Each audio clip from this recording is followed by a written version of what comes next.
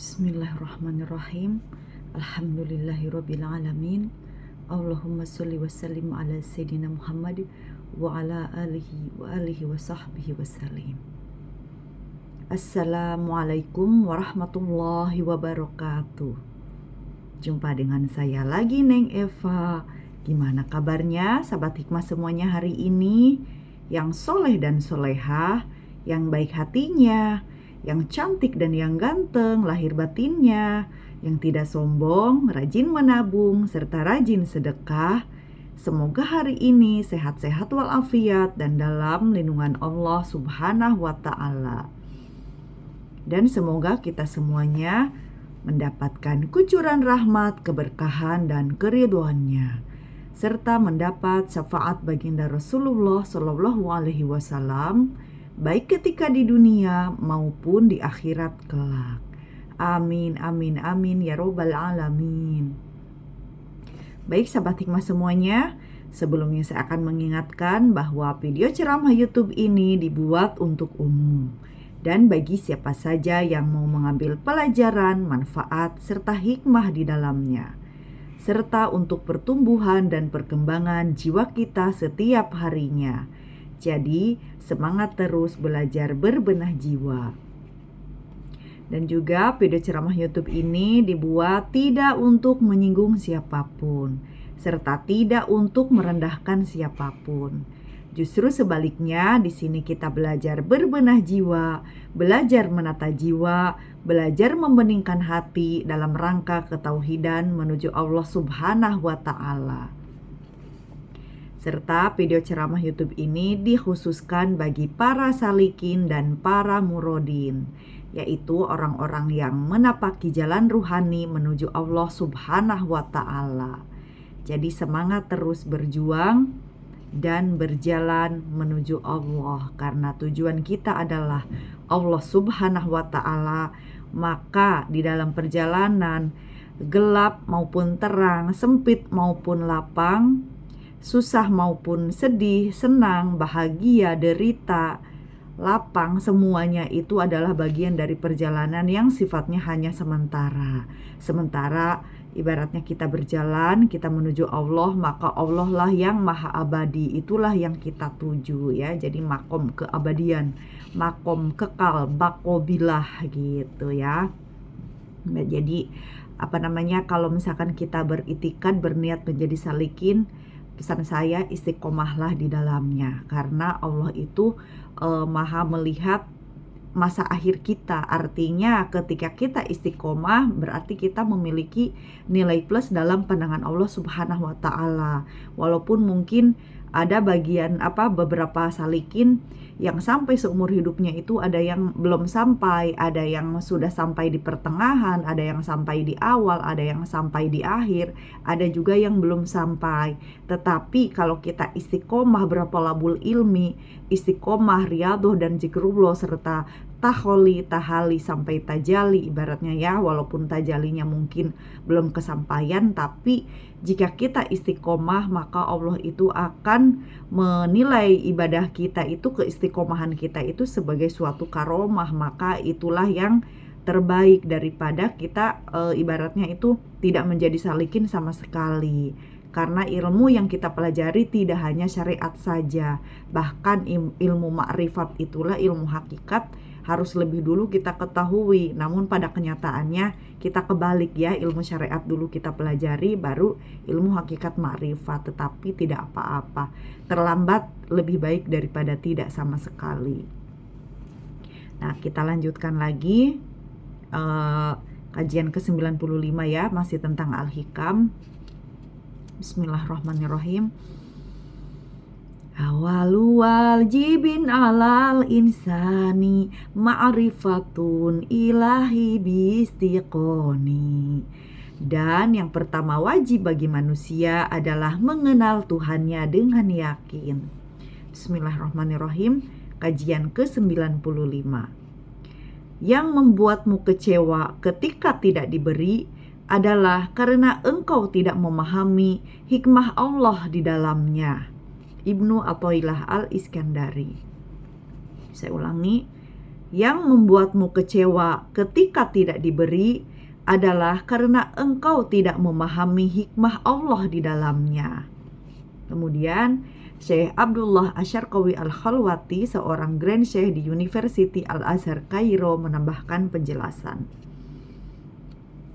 Bila kau merasa kecewa dan sedih karena tidak diberi olehnya, maksudnya oleh Allah, itu artinya kau tidak memahami hikmah mengapa Allah tidak memberimu.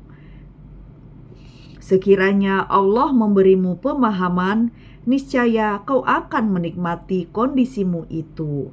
Bila kau paham mengapa kau tidak diberi, tentu kau akan sadar bahwa dengan penolakannya itu, Dia ingin membimbingmu menuju pintunya dan membuatmu bergantung kepadanya, sehingga kau menjadi salah seorang yang dicintainya. Jika Allah mencintai seorang hambanya, Dia akan melindunginya dari perkara-perkara duniawi. Kau juga akan memahami bahwa Allah mendorongmu untuk menempuh jalur para muqarrabin. Itu orang-orang yang mendekatkan diri kepada Allah Subhanahu wa taala, atau orang-orang yang dekat kepada Allah ya, atau orang-orang yang didekatkan gitu. Intinya dekat aja ya sama Allah gitu. Alhamdulillah. Dikisahkan bahwa Fudail berdoa, "Ya Tuhanku, Engkau buat aku dan keluargaku lapar. Engkau buat aku dan keluargaku telanjang, tak memiliki pakaian. Engkau lakukan ini hanya untuk hamba-Mu yang khusus. Dengan cara apa lagi aku memohon kebaikan ini dari-Mu?" Bila kau faham mengapa kau tidak diberi, kau tentu sadar bahwa dunia ini fana dan kenikmatannya akan sirna, sehingga kau keluar dari sana dengan membawa bekalmu untuk akhirat kelak. Bila kau paham mengapa kau tidak diberi, tentu kau akan sadar bahwa penolakan Allah itu adalah karunia darinya. Maksudnya bagaimana? Jadi jika kita kecewa ketika tidak diberi, di sini dijelaskan bahwa berarti kita tidak memahami hikmah Allah di dalamnya.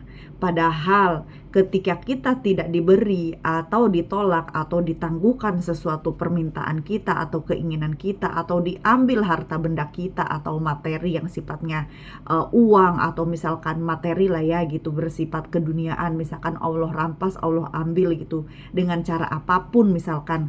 Nah, ketika kita merasa kehilangan, kita merasa dijauhkan dari keinginan-keinginan kita, itu sesungguhnya Allah itu sedang memberikan kelembutannya gitu, memberikan ujian dengan kelembutannya ke dalam hati kita, sehingga bagi orang yang mampu cerdas secara spiritual, maka dia akan menyadari bahwa perampasan, penolakan, penangguhan, dan segala apapun yang mengecewakan kita itu sesungguhnya untuk membukakan pintu spiritual kita, untuk membangun spiritual kita.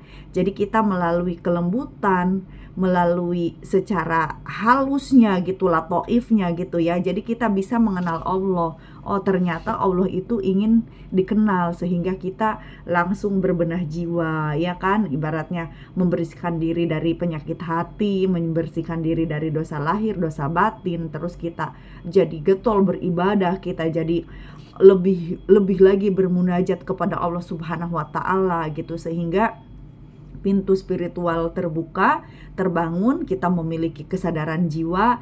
Nah, disitulah Allah itu mengenalkan sifat-sifatnya, bahwa Allah itu memberikan karunia tidak hanya dalam bentuk pemberian, tetapi dalam penolakan pun.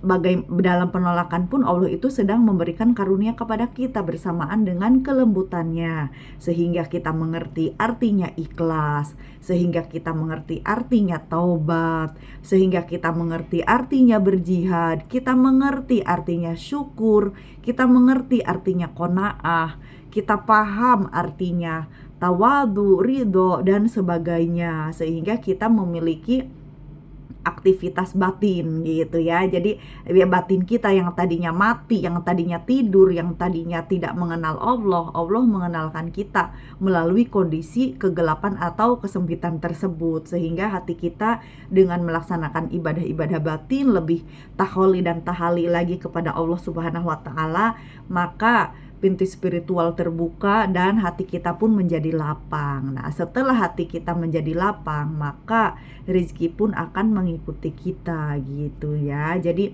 makanya kenapa orang arif itu biasanya diberi ujian itu kan kehilangan lah gitu kan, terus misalkan jatuh gitu kan, terpuruk, bangkrut segala macem. Tapi kadang-kadang ketika kita bisa bersabar, kita bisa bersyukur dengan keadaan tersebut ya, kita dilapangkan lagi oleh Allah hati kita, maka rezeki pun akan bertambah lebih baik dari sebelumnya. Nah, disitulah ya ibaratnya tuh kelembutan Allah itu mengenalkan diri kepada kita itu jadi dalam berbagai macam cara, dalam berbagai macam kondisi gitu. Jadi ingin dikenal Allah itu.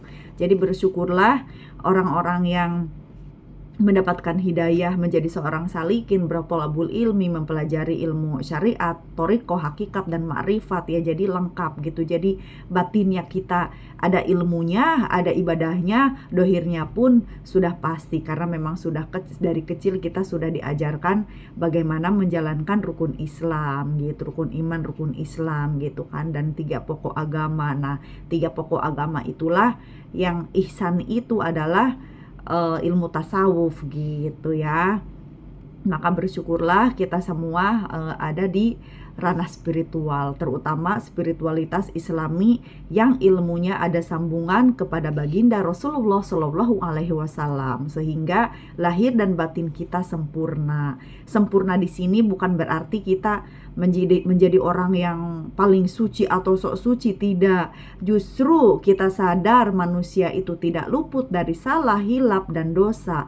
Maka kita selalu senantiasa membersihkan diri, membersihkan hati, membersihkan jiwa kita dari segala najis kotoran gitu. Hakikatnya hati yang bersih itu adalah hati kita bersih dari segala selain Allah. Artinya hanya Allah yang ada di dalam hati kita dan selalu merasakan kehadiran Allah di dalam batin kita. Itulah ihsan gitu ya. Jadi seolah-olah melihat Allah, kalaupun kita tidak melihat Allah, sesungguhnya Allah lah yang melihat kita. Nah, jika kita terus meyakinkan hati kita, yakin kepada Allah bahwa Allah itu selalu hadir di dalam hati kita, maka insya Allah Allah akan memberikan percikan-percikan ma'rifatullah ke dalam hati kita, sehingga kemanapun kita menghadap, kanan, kiri, belakang, atas, bawah kita, dan di sekitaran kita, kita akan merasakan kehadiran Allah gitu. Terutama puncaknya adalah bertajali ya, puncaknya ma'rifat billah gitu, sampainya kolbu kita secara batiniah kepada Allah gitu ya. Jadi bersyukur, alhamdulillah jika kita berada dalam pelajaran ilmu ini gitu ya. Bersyukur kepada Allah, berarti kita termasuk orang-orang yang beruntung gitu. Jadi sekali lagi, ilmu tasawuf itu bukan berarti kita menganggap diri kita paling suci atau suci. Justru karena sadar kita manusia yang lemah, tidak luput dari salah, hilap, dan dosa, kita akan selalu membersihkan hati kita, membersihkan diri kita. Ibaratnya salah ngomong, meminta maaf, memohon ampun, ya kan? Salah langkah, salah bicara, salah melakukan sesuatu apapun gitu, baik yang disengaja ataupun yang tidak disengaja, yang langsung maupun tidak langsung gitu kan. Tapi kita tetap selalu beristighfar, hati kita itu selalu kembali kepada Allah dengan batin kita. Jadi kembali kepada Allah itu tidak hanya menunggu kita meninggal saja, tetapi hakikatnya batin kita selalu kembali kepada Allah, selalu mengembalikan segala urusan hanya kepada Allah. Itulah kita berarti kembali kepada Allah, rojiun kepada Allah ya. Jadi barang siapa yang sudah rojiun kepada Allah secara batiniah di dalam kolbu kita ketika kita waktu masih di dunia, insya Allah di akhirat pun kita akan kembali kepada Allah, kembali kepada hadiratnya. Wallahu a'lam bishawab. La haula wala quwata illa billahil aliyyil azim. Rabbana la tuzigh qulubana ba'da idh hadaitana wa hab lana min ladunka rahmah innaka antal wahhab. Walhamdulillahirabbil alamin. Allahumma shalli ala sayyidina Muhammad wa ala ali sayyidina Muhammad. Oke, cukup sekian dan semoga bisa difahami. Saya mohon maaf kalau ada kekurangan dan kesalahan dalam menyampaikannya. Saya hanya manusia biasa yang belajar dan terus belajar. Ambil baiknya dan buang buruknya, dan semoga bermanfaat. Minal aidin wal faidin, mohon maaf lahir dan batin. Wassalamualaikum warahmatullahi wabarakatuh. Orang baik pandai mengambil hikmah, sehat lahir dan batin is the best always. Syukron jazilan.